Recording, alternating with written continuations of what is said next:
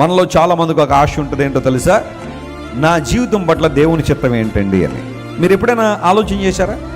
Wesley గారు, నా పట్ల దేవుని ఉద్దేశం ఏంటండి, దేవుని చిత్తం ఏంటండి, నా భవిష్యత్తు ఎలా ఉండబోతుంది, నా పట్ల దేవునికి ఉన్న ఉద్దేశం ఏంటి, అసలు దేవుడు నన్ను ఎందుకు ఈ లోకానికి పంపించారు, ఎందుకు ఈ లోకంలో నన్ను ఉంచారు, I want to know that అని చాలామంది అంటూ ఉంటే బైబిల్ సెలవిస్తూ ఉంది, దేవుని ఆలోచన ఎవరికి తెలుస్తుందట?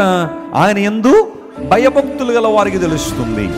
వారికి దేవుడు తన నిబంధనను తెలియజేస్తాడు అని దైవజనుడు ఇక్కడ చక్కని మాట సెలవిచ్చాడు. The secret of the lord is with the people who fear him.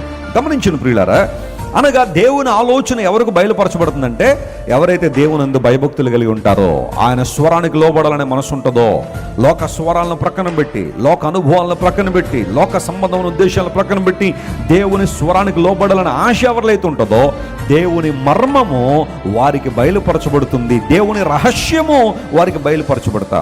ఇప్పుడు యోబు గారి దగ్గరికి వస్తే, యోబు గ్రంథం 1వ అధ్యాయం అని చదివితే, ఊజు దేశం అందు యోబు అనే ఒక మనుషుడు ఉన్నాడు. అతడు దేవుని ఏం కలిగి ఉన్నాడట? ఆయన భయభక్తులు కలిగి ఉన్నాడు. స్తోత్రం చెప్పండి, హల్లెలూయా. భయభక్తులు కలిగిన వారికి దేవుని మర్మం తెలియపరచబడుతుందని రాయబడిన ఈ వచనాన్ని యోబు గారికి ఆపాదిస్తే, యోబు దేవుని యందు భయభక్తులు కలిగి ఉన్నాడు గనుక ఇక్కడ నిర్భయంగా చెప్పగలుగుతున్నాడు, దేవుని రహస్యము నా గుడారం మీద నిలిచి ఉంది అని.